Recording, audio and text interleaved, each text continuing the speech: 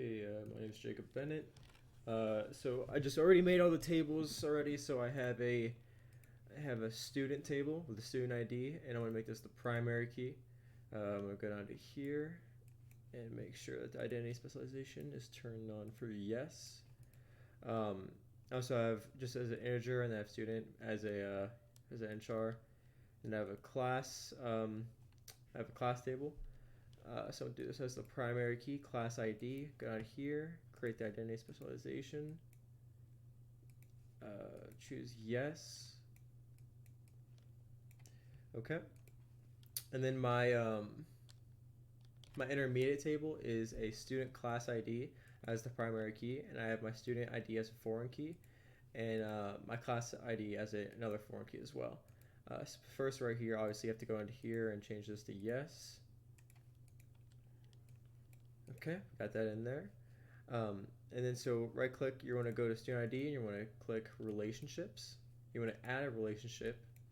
Inside here, we're going to just go in here and we're going to choose the primary key table, which is T student. We're going to select the student ID from that table, and we're going to match it with the student ID that we already have on our intermediate table. So we're going to match this, we're going to press OK. And that's good for the first one, but we also have to do class ID. So we can do class ID and then go to the class table, T class, go to class ID, match that with class ID, and then we'll be good there. Okay, so now those two are foreign keys for this. And then to make sure of that, we can actually refresh this, go down to our T student class table, columns, and we can see that it looks like they aren't actually.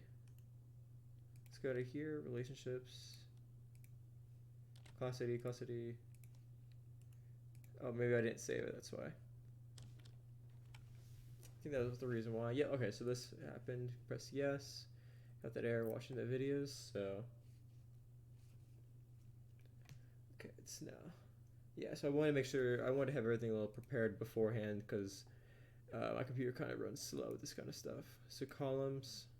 So we have a primary key and a null, foreign key, foreign key. Okay, awesome, good. Okay. So now we can just go into the student one. We can add some data real quick. Edit top 200 rows. Student, just say Jacob. And then say Bennett. We're just going to go through this pretty quickly here. Let's just say Mark. Okay, we've got 3 students here. We can go to the T class one real quick. Edit 200 tables.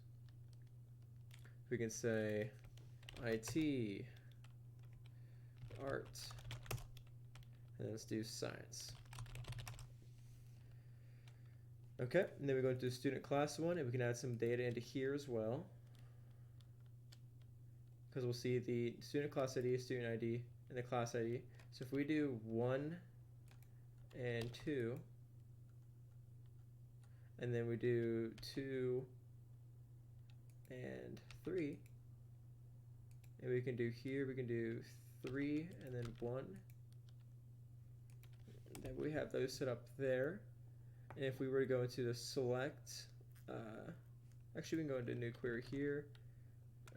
Oops, I'm going to go into this notepad that I set up beforehand just to create the script.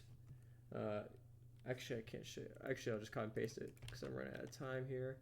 If I execute this, we'll be able to see down here that our Bennett 1 key goes to science, and then Jacob goes to art, and then the Mark goes to IT because we had it set up in these keys here.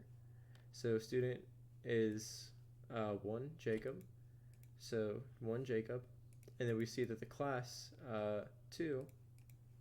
Actually, we have class ID being 2 here, science, and then it goes down to here too. So that is it. So we got the creating data tables with the primary key and natural key and at least one other attribute. We have the creating the intermediate table with 2 foreign keys.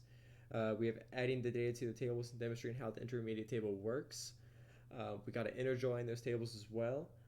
And that should be pretty much it for this. Thank you so much, and have a good one. Right on 5 minutes. Nice.